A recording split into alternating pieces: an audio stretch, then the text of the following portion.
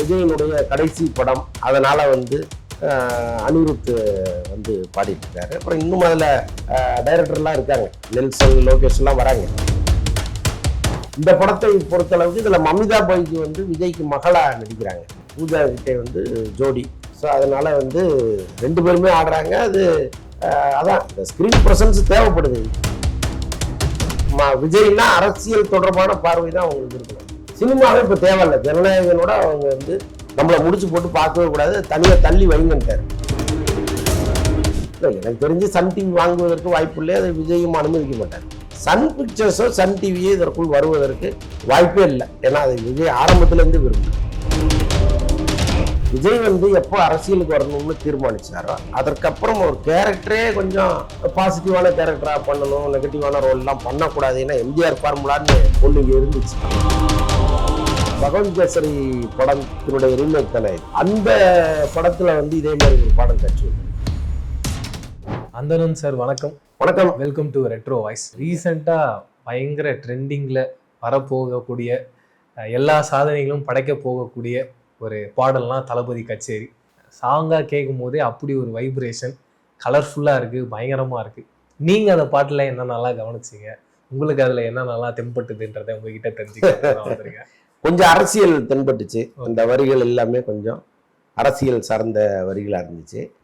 அப்புறம் விஜயனுடைய கடைசி படம், அதனால அனிருத் பாடியிருக்கிறாரு. அப்புறம் இன்னும் அதுல டைரக்டர்லாம் இருக்காங்க, நெல்சன், லோகேஷ் எல்லாம் வராங்க. சாங் அப்புறம் நீங்க முழுசா பார்க்கும்போது அவங்க எல்லாம் வருவாங்க.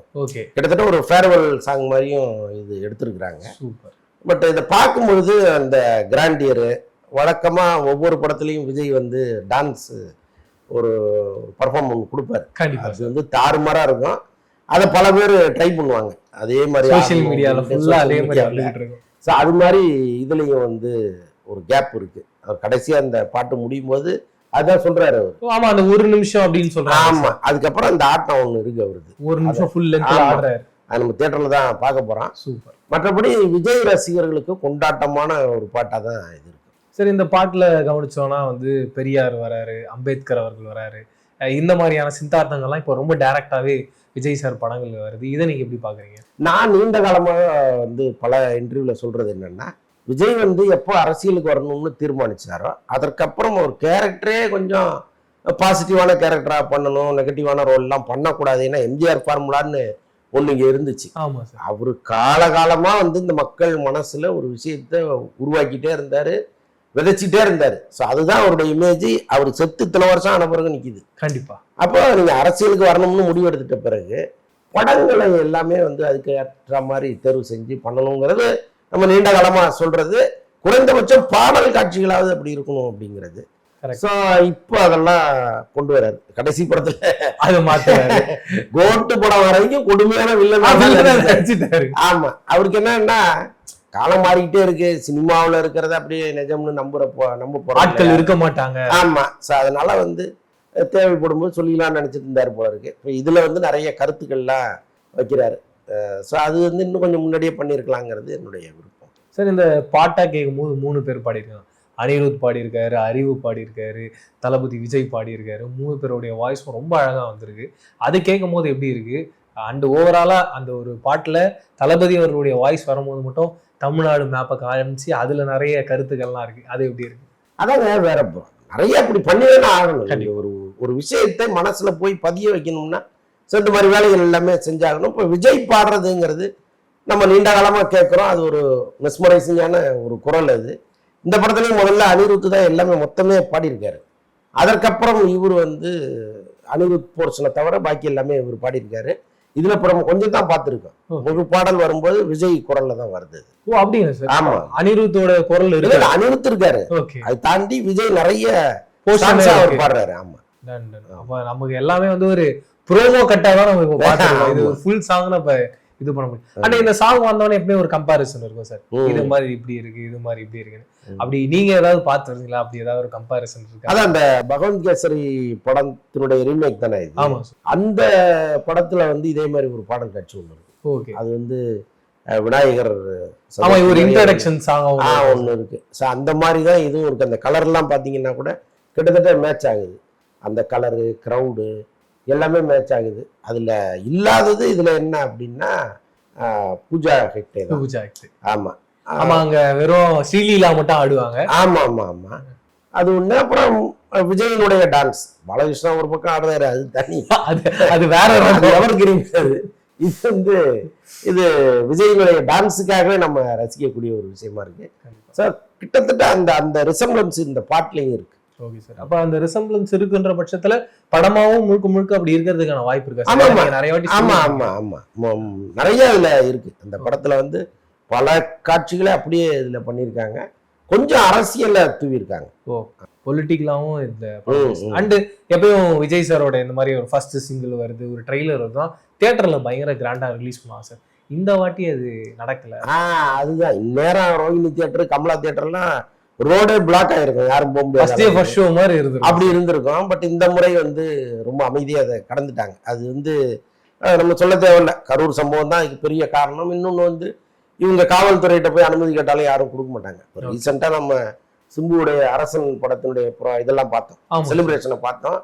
அதுக்கே அவ்வளவு கூட்டம், தியேட்டர் கொள்ளாம வெளியில நின்னாங்க. அப்ப விஜய் படம் எல்லாம் யோசிச்சு பாருங்க எவ்வளவு பெரிய கூட்டம் வரும். கண்டிப்பா. அப்ப கட்டாயமா வந்து நீங்க எந்த விஷயமா இருந்தாலும் தியேட்டர் காம்பவுண்டுக்குள்ள வச்சுங்க, இங்க வெளியில வராதிங்கன்னு போலீஸ் வந்து, அப்புறம் தேவையில்லாமல் ஒரு வழக்கு, ஒரு பிரச்சனைன்னு அது மாறும். அதனால விஜயா கூட அதெல்லாம் பெருசா வேண்டாம்னு சொல்லியிருப்பாருன்னு தான் நான் நினைக்கிறேன். ஏன்னா அந்த அந்த சம்பவத்துல இருந்தே அவர் இன்னும் மீண்டும் வெளியில வரல. கண்டிப்பா. சோ அப்படி இருக்கும்போது மறுபடியும் ஒரு கூட்டம் கூடி அங்க மறுபடியும் ஏதாவது பிரச்சனை ஆச்சுன்னு வச்சுங்களேன், மறுபடியும் அது பின்னால அவர் ஓடிக்கிட்டு இருக்கணும். அதனால வேண்டாம், எல்லாமே டிவியில உட்காந்து அழகா பாருங்க அப்படின்ட்டாரு போல இருக்கு. எப்படி இருந்தாலும் நம்ம தியேட்டர் எக்ஸ்பீரியன்ஸை பார்த்துட்டோம்.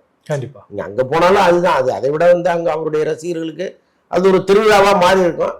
பட் இங்க வேற வழி இல்லை, என்ன பண்ண முடியும். இதுல பூஜா ஹெக்டேவும் இருக்காங்க, மமிதா பைஜும் இருக்காங்க. எப்படி விஜய் சார் எல்லாரும் பாக்குறாங்களோ இப்ப இவங்க ரெண்டு பேருக்கும் தனி ஃபேன்ஸ் இருக்காங்க. அது எப்படி சார் இருந்துச்சு? இல்லங்க, விஜய் ஃபேன்ஸோட கம்பேர் பண்ணீங்கன்னா அது கரெக்ட் தான், ஒண்ணுமே கிடையாது. இந்த படத்தை பொறுத்த அளவுக்கு இதுல மமிதா பைஜு வந்து விஜய்க்கு மகளா நடிக்கிறாங்க. ஆமா, பூஜா கிட்டே வந்து ஜோடி. சூப்பர். ஸோ அதனால வந்து ரெண்டு பேருமே ஆடுறாங்க. அது அதான் இந்த ஸ்கிரீன் ப்ரெசன்ஸ் தேவைப்படுது. இது நான் தான் சொல்றேனே, இதுல லோகேஷ் கனகராஜ் வராரு, நெல்சன்லாம் வராரு இந்த பாட்டுல. அப்ப இவங்க கட்டாயமா இருந்தாகணும் இல்ல. டெஃபினட்டா. ஆனா இப்ப இந்த ஓவராலா இந்த ஃபர்ஸ்ட் சிங்கிளே ரொம்ப மாசத்துக்கு முன்னாடியே வர வேண்டியதுன்னு இந்த கரூர் சம்பவத்துக்கு முன்னாடியே இது பேசிட்டு இருந்தாங்க. பட் அது தள்ளி தள்ளி போயிட்டே இருந்துச்சு. அதுக்கு ஏதாவது காரணம் ஏதாவது இருக்குங்களா? இல்ல, படம் வந்து மேக்சிமம் முடிஞ்ச பிறகு இவங்க வந்து இந்த ஃபர்ஸ்ட் சிங்கிள் இதெல்லாம் ரிலீஸ் பண்ணலாம்னு பிளான் பண்ணாங்க. அப்போ வந்து என்ன சொன்னாங்கன்னா, படமே 2026 தான் ரிலீஸ் ஆக போகுது, இப்பல இருந்து எதுக்கு ப்ரொமோஷன்ஸ், அதனால அப்படியே தூக்கி ஓரமா வைங்கன்றாரு விஜய். முழுக்க முழுக்க விஜய்னா அரசியல் தொடர்பான பார்வை தான் அவங்களுக்கு இருக்கணும். சினிமாவே இப்ப தேவையில்லை, ஜனநாயகனோட அவங்க வந்து நம்மளை முடிச்சு போட்டு பார்க்கவே கூடாது, தனியா தள்ளி வைங்கன்ட்டாரு. ஸோ அதனாலதான் எந்த விஷயமும் வெளியில வராமலே இருந்துச்சு. ஜனநாயகம் தொடர்பா எந்த விஷயமும் வரல. நடுவுல ஷூட்டிங்கே நடந்துச்சு. நடுவுல பல ஊர்கள்ல மக்கள் வந்து தேர்தலில் வாக்களிப்பது மாதிரி காட்சிகள்லாம் எடுத்தாங்க. அது கூட வெளியில யாருக்குமே தெரியாது. ரொம்ப சைலண்டா போய் கும்பலா நிக்க வச்சு எடுத்துட்டு வந்துட்டாங்க. ஸோ அது வந்து என்னன்னா, ஒரு விஷயம் கூட வெளியில கசிய கூடாதுன்னு உறுதியா இருந்தார் அவர். காரணம் முழுக்க முழுக்க அரசியல். அதுக்கப்புறம் பாத்தீங்கன்னா இந்த கரூர் சம்பவம் வந்துருச்சு. வந்த பிறகு ஒரு மாசம் எல்லாமே ஹைட் ஆயிட்டாங்க. இப்ப இந்த நேரத்துல வந்து ஒரு சினிமா தொடர்பான ஒரு போஸ்டரோ ஏதோ ஒன்று வந்ததுன்னு வைங்களேன், அது எவ்வளவு பெரிய சிக்கலா மாறும். ரொம்ப கஷ்டம். பல பேர் வந்து ரொம்ப தவறா பேச ஆரம்பிச்சிருவாங்க. அவரும் வந்து இந்த கரூர் மக்களை சந்தித்த பிறகுதான் ஜனநாயகம் தொடர்பா ஒரு முழுக்குன்னு ஒரு செய்தி வந்தா கூட அப்புறம் தான் வரணும்ட்டாரு. ஸோ அதனால அது காலதாமதமாயிட்டே இருந்துச்சு. இவர் போறதுல சிக்கல் இருந்துச்சு, அவங்கள கொண்டு வர்றதுல சிக்கல் இருந்துச்சு. அப்புறம் வேற வழி இல்லை, நம்ம நகராம அப்படியே உட்கார முடியாதுங்கிறதுனால டக்குன்னு ஏதோ ஒரு முடிவு எடுத்து அவங்கள வர வச்சு பேசி முடிச்சுட்டாரு. இப்ப அந்த தரப்புக்கும் வந்து அவர் மீது பெருசா கோபம் இல்லை, ஓரளவுக்கு அது தணிஞ்சிருச்சு. அந்த பிரச்சனை வந்து தணிஞ்சிருச்சு இப்போ. ஸோ அதுக்கப்புறம் தான் அவங்க சினிமா தொடர்பான விஷயங்களை கையில் எடுக்கிறாங்க. இப்போ ஜனவரி படம் ரிலீஸ் ஆகும்போது இப்போலேருந்து ஸ்டார்ட் பண்ணாதான் சரியா இருக்கும். கண்டிப்பா. ஸோ அதான் மெல்ல மெல்ல இப்ப அடுத்தடுத்து என்னென்ன எதிர்பார்க்கலாம்? சாங்ஸ் மட்டும் இல்லாம இந்த ட்ரெய்லர், ஆடியோ லான்ச் ஏதாவது பிளான் பண்ணி? ஆடியோ லான்ச் மலேசியாவில் நடக்குது. அதுல விஜய் கலந்துக்கிறாரு. அங்க அரசியல் பேசுவதற்கு வாய்ப்பு இல்லைன்னு நான் நினைக்கிறேன். ஏன்னா ஏற்கனவே சினிமா மேடையில ஒரு அரசியல் பேசினாரு, நான் அரசியலுக்கு வர போறேங்கிறதுனால பேசினாரு. இப்ப அரசியலுக்கே வந்துட்டாரு. இனிமே அரசியல் அங்க தனியா பேச வேண்டிய அவசியம் இல்லை. அதனால சினிமாவை பத்தி தான் பேசுவாருன்னு நினைக்கிறேன். பட் ரொம்ப கலர்ஃபுல்லா கிராண்டியரா பண்ண போறாங்க. அது ஒரு பெரிய நிறுவனம் கையில் எடுத்திருக்காங்க, பெரிய அளவு பண்ண போறாங்க. அண்ட் இந்த ஜனநாயகனை பொறுத்த வரைக்கும் திடீர்னு சன் டிவி வாங்கிட்டாங்க அப்படின்னு இது எந்த அளவுக்கு உண்மையில? இல்லை, எனக்கு தெரிஞ்சு சன் டிவி வாங்குவதற்கு வாய்ப்பு இல்லை. அதை விஜயும் அனுமதிக்க மாட்டார். ஏன்னா அவங்க வந்து கட்டாயமா அரசியல் ரீதியா ஏதாவது ஒண்ணு நாளைக்கு நடக்குதுன்னு வைங்களேன், எதுக்கு தேவையில்லாத ஒரு சிக்கல்னு நினைச்சிருப்பாரு. பட் அதை பற்றி வியாபாரம் தொடர்பா நமக்கு பெருசா ஒன்றும் தெரியலன்னா கூட சன் பிக்சர்ஸோ சன் டிவியோ இதற்குள் வருவதற்கு வாய்ப்பே இல்லை. ஏன்னா அதை விஜய் ஆரம்பத்துல இருந்து விரும்பல. ஆஃப்டர் பாலிடிக்ஸ்னால. ஆமா ஆமா. ஏன்னா இப்ப அவங்க இவர்கிட்ட டேட்டு கேட்டுட்டு இருந்தாங்க. ஆக்சுவலா ஜனநாயகன் படமே அவங்க பண்ற மாதிரி தான் இருந்துச்சு. சன் பிக்சர்ஸ் பண்றாங்க. ஆமா, நம்ம பண்ணலாம், எங்களுக்கு டேட்டு கொடுங்கன்னு கேட்டுக்கிட்டே இருந்தாங்க. இவர் டேட்டு கொடுக்கல. அதனாலதான் ஜெயிலர் ஃபங்க்ஷன்ல கலாநிதி மாறன் வந்து one and only super star ரஜினின்னு சொன்னது. ஏன்னா நமக்கு டேட்டு கொடுக்கலையே இவரு அப்படிங்கிற கோபத்துல சொன்னதுதான். அப்பயே அவர் முடிவு எடுத்துட்டாரு, நம்ம அரசியல் நுழைஞ்சோம்னா சன் பக்கம் போகக்கூடாது. ஏன்னா அவங்க வந்து ஒரு திமுக பேக்ரவுண்ட்ல இருக்கிறதுனால அது சரியா வராதுன்னு ஒரு முடிவு எடுத்தாரு. ஒருவேளை திமுகவை நேரடியாக எதுக்க போறோங்கிறது அப்பயே பிளான் பண்ணிட்டாரா என்னன்னு தெரியல. அதனால அதுல உறுதியா இருந்தார் அவர். அப்படி உறுதியா இருந்தவர் எப்படி இந்த படத்தை கொண்டு அங்க கொடுப்பாரு? அதுக்கு வாய்ப்பு இல்லை. அது முன்னுக்கு பேருக்கு முரணா இருக்கு. ஆமா. அண்ட் இப்ப ஜனநாயகன் வரும்போது ஒரு அப்டேட்டுக்கு முன்னாடியே வந்து இந்த பக்கம் பராசக்தியில இருந்து ஒரு அப்டேட் வரும். ஃபர்ஸ்ட் சிங்கர் அவங்களும் இங்க ரிலீஸ் ஆகிறதுக்கு முன்னாடியே ரிலீஸ் பண்றாங்க. எனக்கு தெரிஞ்சு அடுத்தடுத்த வாரங்களும் அப்படிதான் இருக்குன்ற மாதிரி எதிர்பார்க்கிறோம். இப்போ அவங்க ட்ரெய்லருக்கு என்ன மாதிரி பிளான் பண்ணிருக்காங்க? இவங்க மலேசியான்னு பிளான் பண்ணிருக்காங்க. இவங்க அப்படி ஏதாவது கிராண்டா அவங்க லான்ச் பண்ணுவோம் 25வது? இல்ல அவங்க இங்க சென்னையில தான் பண்ணுவாங்க. மலேசியால பண்ண வேண்டிய அவசியம் அவங்களுக்கு துபாய் மாதிரி இல்ல. ஆனா துபாயில இருந்து தொடர்ந்து நம்ம தமிழ் படங்களை ஆடியோ ரிலீஸ் இங்க பண்ணுங்க, இங்க ஏதாவது ஒரு ஃபங்க்ஷன் வைங்கன்னு தொடர்ந்து அங்க இருக்கிறவங்க கேட்டுட்டு இருக்காங்க. ஏன்னா இப்ப துபாய் வந்து ஒரு பெரிய மைய பகுதியா மாறிடுச்சு. தமிழ் படங்களுக்கான மிக முக்கியமான இடமா அது மாறிடுச்சு. அங்க ஆடியன்ஸ் நிறைய பேர் வராங்க, கலெக்ஷனும் அங்கிருந்து வருது. ஸோ அப்படி இருக்கும்போது அவங்க தொடர்ந்து முயற்சி பண்ணுவாங்க. பட் இந்த முறை பராசக்தி அங்க போறதுக்கெல்லாம் வாய்ப்பு இல்லை. இன்னொன்னு, இங்க அது தமிழக அரசியலை பேசின ஒரு படம். அது அந்த கதை எல்லாமே அப்படித்தானே இருக்கு. அப்ப இங்க ஏதாவது ஒரு யூனிவர்சிட்டிலயோ ஒரு இன்ஜினியரிங் காலேஜ்லயோ வச்சீங்கன்னா அது சரியா இருக்கும். ஸோ அந்த மாதிரி ஏதாவது அவங்க பிளான் பண்ணுவாங்கன்னு வச்சுங்களேன். பட் அந்த படத்தையும் எடுத்து வச்சுட்டு அவங்க சும்மா உட்காந்துருக்க முடியாது இல்லை. அவங்களும் தொடர்ந்து இதே பொங்கல் ரிலீஸ் முடிவு பண்ணிட்ட பிறகு அடுத்தடுத்த அப்டேட் அவங்களும் விட்டுதான். அண்ட் திடுதுப்புன்னு நடுவில் ஒரு நியூஸ் வந்துச்சுன்னா, இப்ப ஜனநாயகன் தெரியும், பராசக்தி தெரியும், டக்குன்னு கருப்பும் அந்த பொங்கலுக்கு வரப்போகுது. அதனாலதான் அவங்க ஃபர்ஸ்ட் சிங்கிள எல்லாருக்கும் முன்னாடியே ரிலீஸ் பண்ணிட்டாங்க, காட் மூட் அப்படின்ற சாங் அப்படின்னு. இது எந்த அளவு உண்மையா? இல்லைங்க, கருப்புல வந்து ஆக்சுவலா ஷூட்டிங் பாக்கி இருந்துச்சு. ஒரு 13 நாள் ஷூட்டிங் பாக்கி இருந்துச்சு. ரொம்ப நாளாவே அதை போட்டாங்க. நடுவில் வந்து ஆர்ஜே பாலாஜிக்கும் தயாரிப்பு தரப்புக்கும் ஒரு சின்ன மனஸ்தாபம் வந்துருச்சு. அதுல வந்து அந்த காரணம் ஆர்ஜே பாலாஜி வந்து நம்ம எழுத்தெழுப்புக்கெல்லாம் வருவாருன்னு அவங்க நினைச்சிருக்கலாம். பட் அவரை பொறுத்தளவுக்கு ஒரு காமெடியனா இருந்தாரு, டைரக்டரா மாறினாரு, டைரக்டரா ப்ரூவ் பண்ணாரு. கண்டிப்பா நீங்க அவரை வந்து ஒரு ப்ரூவ் பண்ண டைரக்டர்கிட்ட போய் இது தரமாட்டேன்னா அவருக்கு கோவம் வரும். ஆரம்பத்துல இருந்தே அவருக்கு அந்த பிரச்சனை ஸ்டார்ட் ஆயிடுச்சு. ஷூட்டிங் ஸ்பாட்ல சில தேவைகளை அவர் கேட்கும்பொழுது அவங்க உடனடியா நிறைவேற்றி கொடுக்கல. ஒரு நாள் ஷூட்டிங்கே நிறுத்திட்டாரு. நீங்க அதை பண்ணாதான் நான் ஷூட்டிங் எடுப்பேன்னு கிளம்பி போயிட்டாரு. ஸோ அந்த அளவுக்கு அவரை கோவப்படுத்திட்டாங்க அவங்க. அப்புறம் அவர் தொடர்ந்து எடுக்கிறது போட்டு கிட்டத்தட்ட ஒரு முக்கா வெற்றி மாறினார். நடுவில் எடுக்கிறது, அப்புறம் எடுத்த காட்சியை திரும்ப எடுக்கிறது, போட்டு பார்க்கறது அப்படின்னு கொஞ்சம் பண்ணும்பொழுது தயாரிப்பு நிறுவனத்துக்கு கொஞ்சம் சிக்கலாகி போச்சு. என்னடா அது, ஏற்கனவே அவங்க வந்து கொஞ்சம் பிரச்சனையில் இருக்காங்க, பண பிரச்சனைகள். ஏன்னா அவங்க எடுத்த படங்கள் பெருசா போகல, இந்த மாதிரி சிக்கல்லாம் அவங்களுக்கு இருக்கு. ஸோ இந்த சூழ்நிலையில இவரும் எக்ஸ்ட்ரா செலவு வைக்கிறாருன்னா அவங்களுக்கு ஒரு கோபம். அந்த மனஸ்தாபத்துல ஒரு 13 நாள் ஷூட்டிங் நடக்காமலே இருந்துச்சு. பின்னிலே ஸ்டார்ட் பண்ணிட்டாங்க. கண்டிப்பா ஒரு 16 நாள் கண்டினியூஸா சேர்த்து. ஆமா, அதனால இந்த படம் பொங்கலுக்கு வரதுக்கு வாய்ப்பு இல்லைங்கிற. இனிமே இவங்க ஷூட் பண்ணி முடிச்சு ஏப்ரல்ல தான் பிளான் பண்ணிருக்காங்க. ஏப்ரல். ஆமா, தமிழ் நியூ இயர் மாதிரி. ஆமா, சூப்பர். ஆனா இப்ப நீங்க ஓவராலா பார்க்கும்போது விஜய் சாரோட கடைசி படம் இது அப்படின்ற மாதிரி சொல்றாங்க. பட் அவர் சைட்ல இருந்து அஃபீஷியலா இதுதான் கடைசி அப்படின்ற மாதிரி எதுவும் பெரிய அளவுல பேசப்படல. அதனால இதுக்கப்புறம் ஏதாவது வாய்ப்பு இருக்கு? ஏன்னா திடுதுப்புன்னு பிரதீப் ரங்கநாதன் வந்து அடுத்து ஒரு சைஃபை கதை வச்சிருந்தாரு. அது திடுதுப்புன்னு நடுவுல ஒரு இன்டர்வியூல சொல்லியிருந்தாரு, இல்ல நான் அடுத்து டைரக்டரா தான் ஒர்க் பண்ண போறேன். ஒருவேளை அந்த கதையை தான் மறுபடியும் பண்ண போறாங்கன்ற கேள்வியெல்லாம் வருது. இல்ல, விஜய் வந்து அவ்வளவு சீக்கிரம் திரும்பி வர மாட்டாரு. அவர் வந்து முழுக்க அரசியல்னு முடிவு எடுத்துட்டாரு. இப்போ ஒரு பெரிய சர்ச்சையில வர சிக்கிட்டாரு. இப்ப இது ஒரு பாடத்தை கொடுக்கும்ல. இப்ப இங்க நம்ம ஜெயிச்சே ஆகணுங்கிற ஒரு வெறியை அது கொடுத்துருக்கு. ஏன்னா எல்லாருமே சேர்ந்து இந்த சந்தர்ப்பத்தை பயன்படுத்தி அவரை என்னவா ஹேண்டில் பண்ணாங்க, பொதுமக்கள் மத்தியில அவரை என்னவா ஒரு இமேஜை கிரியேட் பண்ணுவாங்கல்ல. கண்டிப்பா. ஸோ அதெல்லாம் இங்க நடந்துருச்சு. ஸோ அப்போ நாளுக்கு நாள் அவர் கோபம் ஏறி ஒரு உச்சத்துல உட்காந்துருக்காரு. இப்போ திடீர்னு ஒரு தேர்தலை மீட் பண்ணிட்டு நான் நடிக்க வர்றேன் அப்படின்னு வந்தாருன்னு வைங்களேன், அது தப்பா போயிடும். அப்போ அழுவோ சாவோ இதில் நின்று அடிச்சணுங்கிறது தான் அவருடைய ஒரே முடிவா இருக்கு. அப்போ சினிமாங்கிறது இப்போதைக்கு அது நடக்காது, கட்டாயமா நடக்கும், நடக்காமலும் போகலாம், அது தெரியாது, அவரு மனநிலையை பொறுத்த விஷயம். ஆனா எனக்கு என்னன்னா, ஒரு பேஷனா ஒரு வேலையை செஞ்சுட்டு இருந்தவர் திடீர்னு எனக்கு வேணான்னு வந்துட முடியாது, அது யாரா இருந்தாலும் சரி. எம்ஜிஆர் காலத்திலே நடந்திருக்கு, மதுரை மீட்ட சுந்தரபாண்டியன் ஒரு படத்தை அவர் சிஎம் ஆன பிறகு நடிச்சாரு, புரியுது அவங்களுக்கு. ஸோ அதனால சினிமாவில் இயங்கிக்கிட்டு இருந்தவங்க சினிமாவை விட்டு போகவே மாட்டாங்க. கலைஞருக்கு அது உண்டு இல்லையா? இப்போ ஜெயலலிதா அம்மா சினிமாவில் இல்லை, ஆனால் அவங்க சிஎம் ஆன பிறகும் பல முக்கியமான படங்களை அவங்க பிரத்யேகமாக போட்டு பார்ப்பாங்க. வீட்டுக்கு வர வச்சு அது அந்த படப்பெட்டியை வீட்டில் பார்க்கறது, அப்புறம் சினிமா தொடர்பான விஷயங்களை கேட்டு தெரிஞ்சுக்கிறது, அதெல்லாம் அவங்களுக்கு ஒரு தனியாக ஆர்வம் இருந்துச்சு. என்னன்னா, இந்த துறையிலிருந்து போனவங்களுக்கு அவ்வளோ சீக்கிரம் அதை விட்டுட்டு போக முடியாது. அப்படி இருக்கும்போது அவர் இப்படி நடிச்சுக்கிட்டு இருந்தவர், இப்படி ஆடிட்டு இருந்தவர், இவ்வளோ பெரிய கிரௌடு அதனால தான் அவருக்கு வந்துச்சு. ஸோ அதை எப்படி ஒரே படத்தில் அப்படி வேணான்ட்டு போயிட முடியாது இல்லை. இப்போ ஜனநாயகமே எப்படியும் ஒரு மிகப்பெரிய ஹிட் ஆக போகிற படமாக தான் இந்த அறிகுறிகள்லாம் நம்ம பார்க்குறோம். நான் பகவந்த் கேசரி பார்த்துருக்கேன், அதனால நான் சொல்கிறேன் இந்த படம் உறுதியான வெற்றி. அது எப்படி இருக்கும் பகவந்த் கேசரி? அது பட்டு கமர்ஷியல் படம், அது பிரமாதமாக இருக்கும். பல காட்சிகள் நீங்கள் கைத்தட்டுற அளவுக்கு இருக்கும் அதில். ஸோ அந்த மாதிரி உள்ள ஒரு படத்தை அப்படியே அவங்க ரீமேக் பண்ணுறாங்க. ஸோ அப்படி இருக்கும்போது கட்டாயமாக இந்த படம் ஷியூர் ஹிட்டுன்னு வச்சுக்கோங்க. அப்படி ஒரு வெற்றியோட வெளியில் போனவருக்கு ஒரு ஆசை இருந்துட்டு தானே இருக்கும்.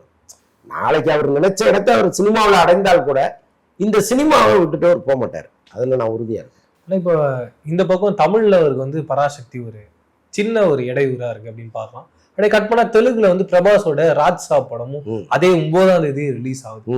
அங்கேயும் விஜய் சாருக்கு ஒரு பெரிய ஃபேன்ஸ் இருக்காங்க. இப்ப அங்க என்ன மாதிரியான சிக்கல்லாம் நான் ஃபேஸ் பண்ணுவேன்? தியேட்டர் கிடைக்காது, பெரிய அளவு இங்க நினைக்கிற அளவுக்கு தியேட்டர் கிடைக்காது, அது ஒரு சிக்கல் தான். ஏன்னா இப்போ பிரபாஸ் இல்லாமல் வேற யாரோ ஒரு செகண்ட் கிரேடு ஹீரோ வராருன்னா கூட ஒன்றும் பிரச்சனை இல்லை.